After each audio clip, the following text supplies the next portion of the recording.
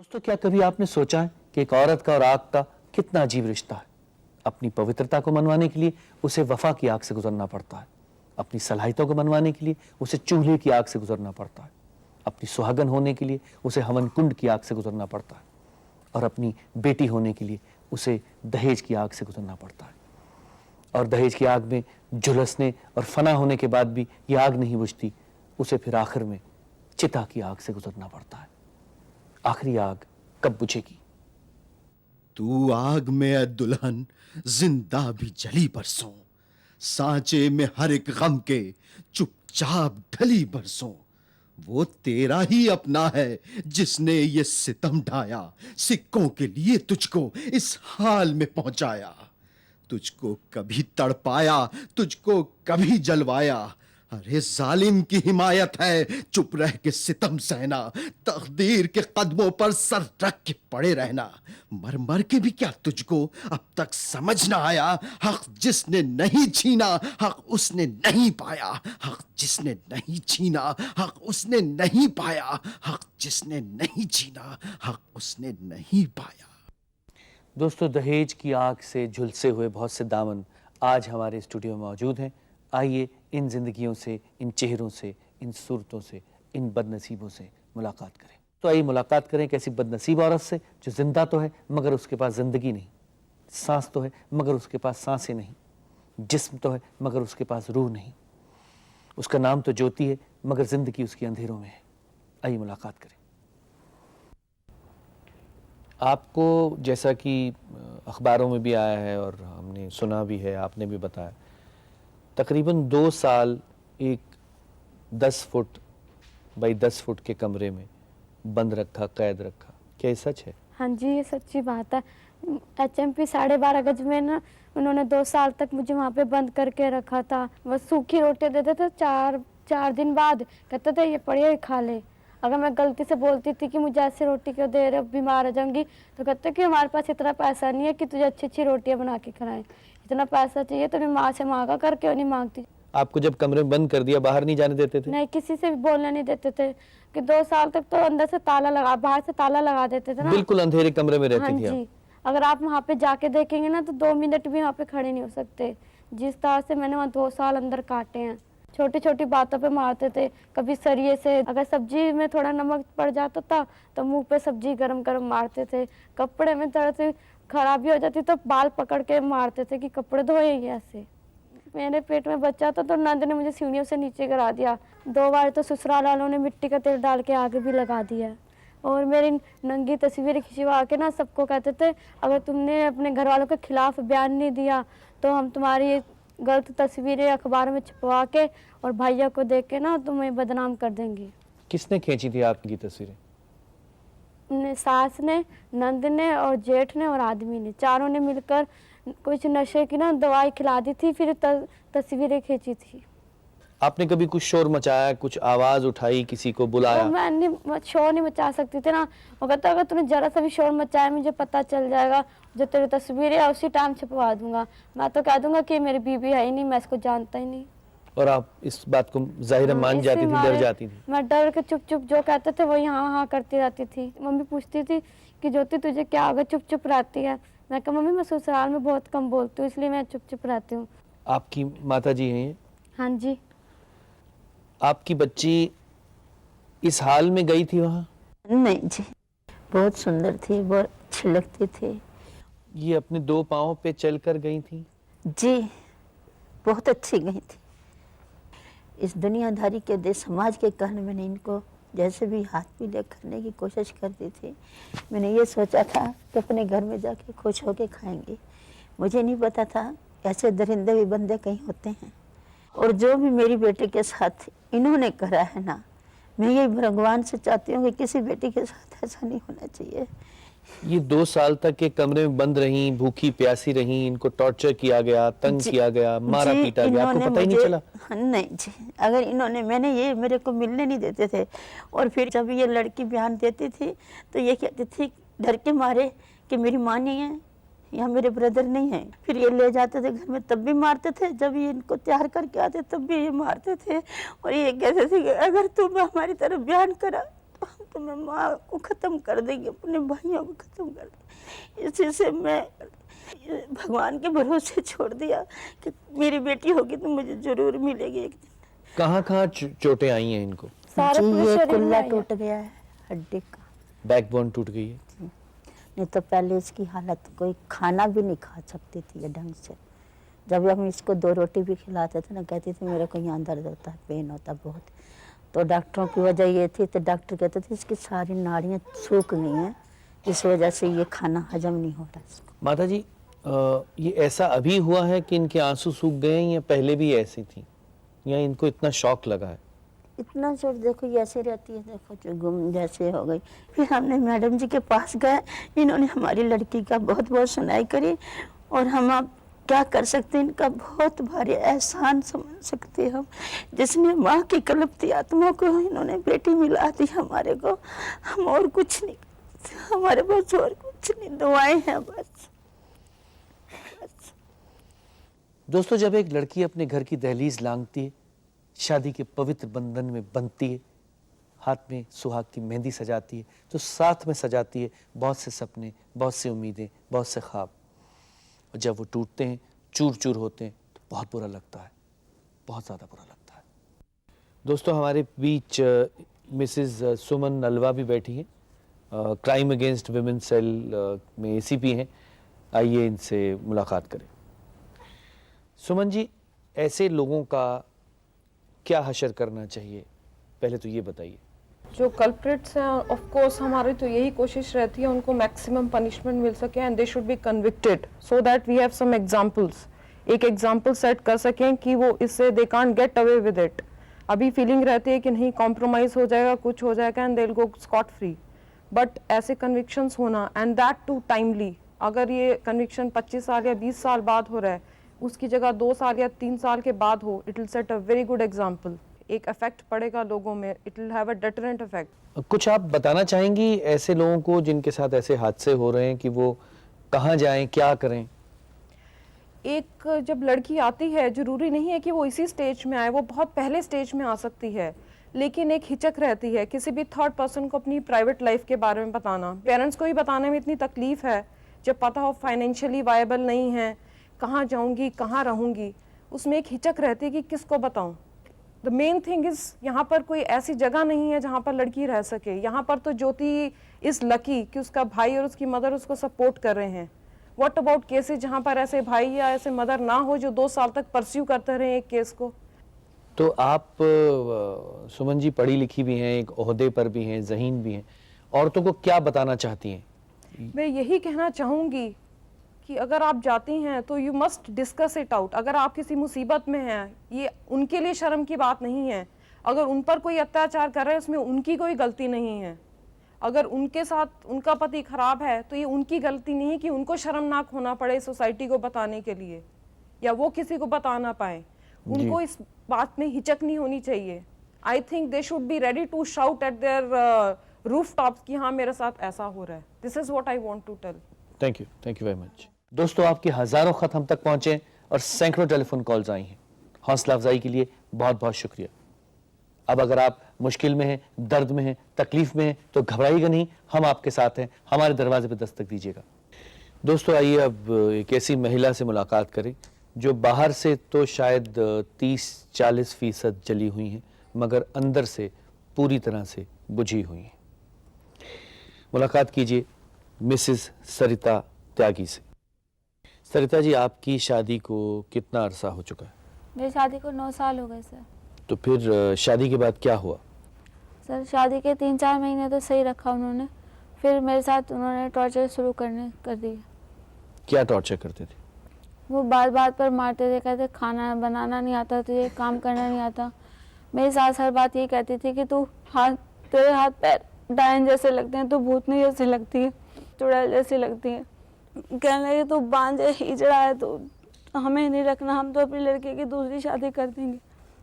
अचानक क्या ऐसा हो गया कि उन्हें आप खराब लगने लगे? वो कहते थे कि तेरे भैया भाभी अब मम्मी पापा रिश्ता करने के लिए आए थे, तो उन्होंने कहा था कि हम सब कुछ देंगे, और कुछ भी नहीं दिया उन्होंने शादी में, तो अपने साथ कुछ भी नहीं लेके आई। पति भी जुल्म करता था? हाँ जी, जैसे उनकी माँ और भाई कहते थे वैसे ही वो करते थे, मेरे ऊपर ज़्यादा ध्यान नहीं देते थे। आप शायद अभी हिचकिचा रही हैं बताने से, लेकिन आपके पूरे बदन पर उन्होंने सिगरेट से हाँ जी, ये उसको सिगरेट जला से रखा है। ये कर रखा है और हाथ तोड़ दिया। कहा कि दूसरे से जो घर में आते थे कहते थे कि बाल्टी से पानी ले आ रही थी, गिर गई, गिरने से हाथ टूट गया इसका। फिर बाद में जब हाथ पकने लग गया तो डॉक्टर, फिर बाहर से डॉक्टर बुलाया, कहा कि इसके मच्छरों के निशान हैं। फिर लेकिन ये बीड़ी के करते थे, जब बीड़ी पीते थे तब जलाते थे मेरे को। नहीं तो जब आपको जलाते थे आप शोर मचाती थी, कोई बचाने नहीं आता था? नहीं, उनके घर में कोई ज़्यादा आता जाता नहीं है। ये आपके वो यहाँ पर जो गर्दन पर है, मारते थे, जलाते थे मेरे को। मेरी सास कहती थी कि ऐसे वैसे इसको वैसे चोट मारो जो किसी को दिखाई ना दे। ऐसे बाल पकड़ पकड़ के खूब मारती थी। मेरे 2-3 जगह सिर में भी चोट लगी हुई है। और ये लोग ऐसे कहते थे कि तू अच्छी नहीं है। फिर शादी के 6 साल बाद मेरी लड़की हुई। फिर मैंने कहा कि तुम मुझे एक कोने में रख लो, लेकिन मेरे साथ कम से कम मार पिटाई ना करो। मैं मार पिटाई से बहुत डर लगता है मुझे, इसीलिए मैं अपने घर छोड़ के आ गई, अपने मम्मी पापा के घर।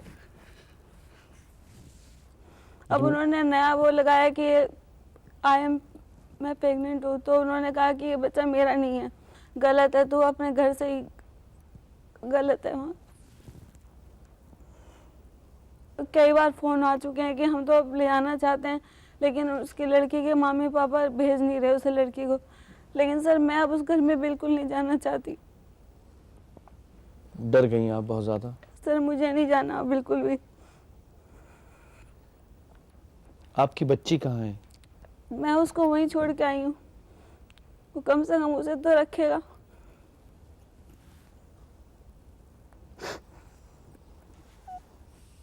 हमारे बीच श्रीमती सत्या रानी चड्ढा भी मौजूद हैं, शक्तिशालिनी को रिप्रेजेंट कर रही हैं। आइए इनसे मुलाकात करें। मिसेस चड्ढा, आपने अभी किस्सा सुना है और शायद आप इसको डील भी कर रही हैं। ऐसे लोग जो हैं, इनकी कैसे आप मदद कर सकते हैं? इन बच्चियों की मदद के हमारे पास होम है, तो वो लड़कियां रहती हैं, खाना पीना, पैर की चप्पल से लेकर सिर के दुपट्टे तक, दवाई वगैरह सब कुछ हम देते हैं। अब कोई भी जो मजलूम लड़की है अगर आपको फ़ोन करती है या ख़त लिखती है, आपके पास आती है, तो आप उसकी मदद ज़रूर करते हैं? हर किस्म की, समाज से परेशान, माँ बाप से परेशान, ससुराल वालों से परेशान, जिस किस्म की लड़की, रेप केस से परेशान, कवारी माँ, जिस किस्म की लड़की आ जाए उसको ही हम रखते हैं। हजारों लड़कियों की मदद कर चुके हैं। बेशक। अपने शेल्टर में रहने वालियों की भी, म्यूचुअल डाइवोर्स भी करवाए हैं, उनके घर भी बसाए हैं। आप तो मिसेस चड्ढा खुद, आपका दामन जो है वो दहेज की आग में से नहीं बच पाया। बिल्कुल, वो तो मैंने आपकी क्या कहानी है? मैं एक बदनसीब शहीद बच्ची की माँ हूँ। मुझे भी आज दिन तक 21 साल 4 महीने हो गया, मुझे कोई न्याय नहीं मिला और मैं भी कोर्ट के दरवाजे खटखटा रही हूँ आज दिन तक। 79 में 8 में 4 मई को बच्ची की शादी की थी। 17 मार्च को मेरी बच्ची मार दी गई थी। मैं पाकिस्तान से आई हुई हूँ, एक बिल्कुल घरेलू औरत थी। मुझे यही पता था, मेरे हस्बैंड अच्छी पोस्ट पे थे, कि मैंने बच्चों को पढ़ाना लिखाना है, इनकी शादियां करनी है। तो कभी मैं कहती थी ना, वो बस जा रही है ना तीर्थ यात्रा के लिए, तो मेरे हस्बैंड कहते थे देख जब बच्चे ब्याह जाएंगे ना तो फिर तुझे इतनी यात्रा कराऊंगा ना तू तंग आ जाएगी। वो मैंने यात्रा कहाँ की, कोर्टों में, पुलिस स्टेशनों में, सड़कों के ऊपर डेमोस्ट्रेशन कर करके जी। गोल में थी चौक के ऊपर 15 दिन मैंने धरना दिया था कि भाई आप कुछ कानून बनाइए। जिनको नाम दिया गया 498 non bailable, 304B non bailable non investigation, 406। तो आज कितने नॉन बेलेबल केस, सामान लेना है तो ले लो, नहीं लेना तो केस रजिस्टर करके कोर्ट में भेज रहे हैं।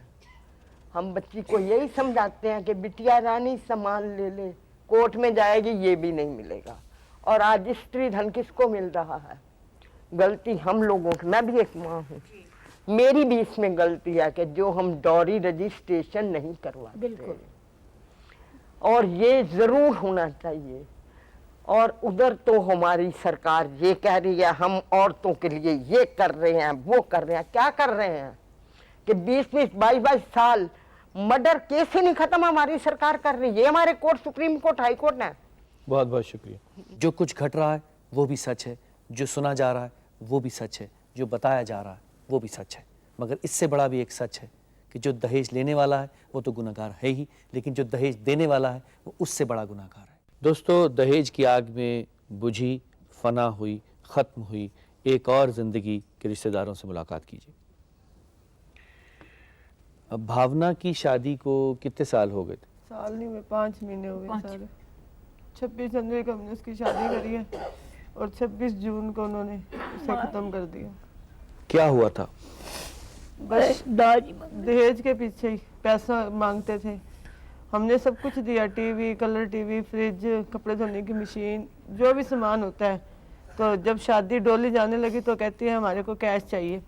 हमने फिर भी शादी के बाद उनको 50,000, लड़के आके कहते हैं दुकान बेच के दिया। कहते हैं मेरी माँ कहती है परमानंद का मकान जा तो तुमने खाली कर दो। ये कहते हैं बात क्या बता, कह रहे मैंने मम्मी का 50,000 रुपया देना है, अगर आपके पास है तो दे दो। इन्होंने कहा चल हमारी लड़की सुखी रहेगी, चलो हम 50,000 दे देते हैं। फिर आया 1 महीने बाद, कहते हैं मेरी माँ कहती है 5 लाख रुपया दो।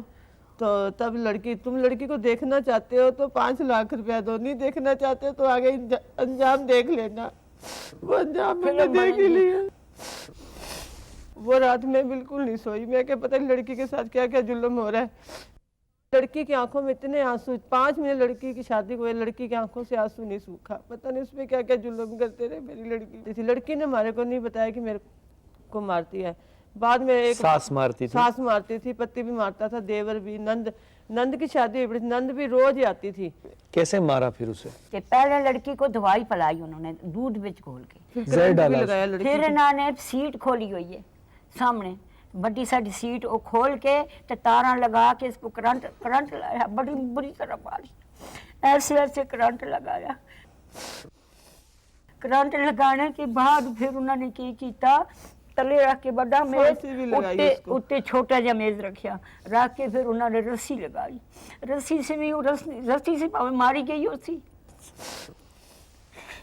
फिर उन्होंने बालों को खींच के ऊपर चौथी मंजिल ते लै गए, तीसरी जे रहिंदे सन, चौथी 5वीं ते लै गए। उठे जाके समझ के ना कोई चीज उत्ते फेंकी है कि पता क्या तेल है के आग लगा के ना वो उत्ते कमारिया पिछली बैक साइड में 5वीं मंजिल से उसको नीचे गिरा दिया।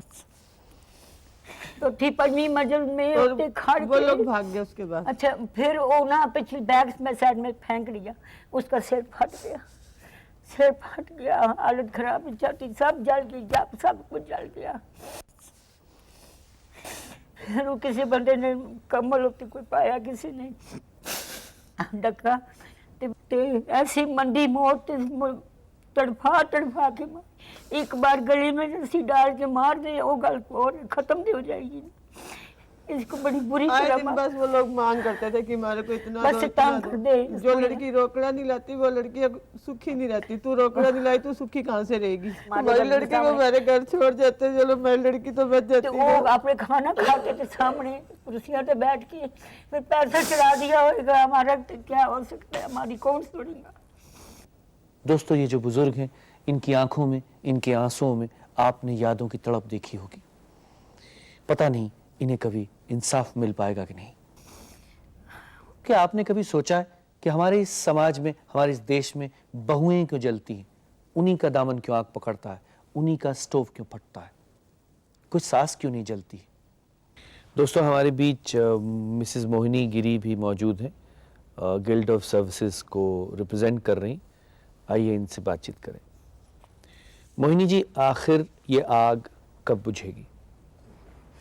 ये आग उस दिन तक नहीं बुझेगी जिस दिन तक हम अपने समाज को ये नहीं समझाएं कि लड़की और लड़का बराबर हैं। लड़की कोई खरीदारी की चीज़ नहीं है, वो गाय भैंस नहीं है जो खरीदी जा सकती है, जिसका मोल तोल हो सकता है। और ऐसे समाज को संगठित करने के लिए सब समाजदारी उसके भागीदार होंगे। जिस दिन हम छोड़ देंगे कि हम दहेज न देंगे और न लेंगे, दोनों का ही कसूर है। देने वाले को भी मैं आज दोषी ठहराती हूँ, क्योंकि अगर कोई देने वाला नहीं बचेगा इस संसार में, तब लेने वाला कोई नहीं रहेगा। बेशक। हमारी लड़की क्या हमारे ऊपर इतनी भार बन जाती है कि हम दौड़ी देने के लिए तैयार हो जाते हैं। अगर वो शादी नहीं भी करेगी तो कौन सी आफत आ गई है। लड़की को भी एक इकोनॉमिक इंडिपेंडेंस देना पड़ेगा, आर्थिक रूप से हमको लड़की को मजबूत करना पड़ेगा कि शादी अगर नहीं हो तो कोई बात नहीं, हम दहेज नहीं देंगे। हमारे अभी डाउरी लॉ में भी कई त्रुटियां हैं। एक तो इमीडिएट नॉन अवेलेबल ऑफेंस हमेशा के लिए होना चाहिए, है भी, लेकिन उसको इम्प्लीमेंट भी करना चाहिए। Why isn't this implemented? हाँ, कोई भी कैसे बेल पे छूट सकता है। दूसरा, इमीडिएट अरेस्ट होना चाहिए, एक स्पेशल कोर्ट का होना जरूरी है, ताकि ये केसेस, हमारी बहन बैठी हुई है यहाँ पे, 21 साल के बाद भी अगर न्याय नहीं मिला तो क्या फायदा, वो कोई न्याय नहीं होता है। हमें स्पेशल कोर्ट बनाने ही पड़ेंगे और स्पेशल कोर्ट्स में इसको रखने पड़ेंगे। Family courts are not competent enough to take these cases. And then जितने भी हमारे स्टेट कमीशन फॉर वीमेन है, जितने भी नेशनल कमीशन फॉर वीमेन है, और जो हमारे क्राइम्स अगेंस्ट वीमेन सेल हैं, इन सब में भी एक पावर होना चाहिए, और एनजीओज में भी एक पावर होना चाहिए कि वो डेथ डिक्लेरेशन जब करती है लड़की तो उसको मान्यता प्रदान की जाए, जो अभी नहीं है। मैजिस्ट्रेट हैज टू कम, तब तक देर हो जाती है। जब तक मैजिस्ट्रेट आएंगे और डेथ का उसका लेंगे, तब तक तो वो लड़की खत्म हो जाती है। जैसे भावना के केस में था, जी, वो देखिए, कुछ बता ही नहीं पाई, बता भी नहीं पाई। तो मैं सोचती हूँ हम लोग को भी अब इन सब त्रुटियों को अलग करना पड़ेगा और देखना पड़ेगा। Thank you very much. Thank you. दोस्तों, हमारे बुजुर्गों ने कहा भी यही है, हमने सुना भी यही है, हमने पढ़ा भी यही है कि मियाँ बीवी के जोड़े जन्नत में बनते हैं, स्वर्ग से बनकर आते हैं, उन्हें अल्लाह मियाँ, खुदा, भगवान बनाता है। अगर ये सच है तो फिर दूल्हे बिकते क्यों हैं, ख्वाब खरीदे क्यों जाते हैं, उम्मीदों की बोली क्यों लगती है? हमें कोशिश करनी चाहिए कि ये बाजार जल्द से जल्द बंद हो जाए, खत्म हो जाए, रुक जाए। हमें कोशिश करनी चाहिए अपने इस मुहिम में, आंदोलन में, मूवमेंट में हम कामयाब हों। हमें कोशिश करनी चाहिए।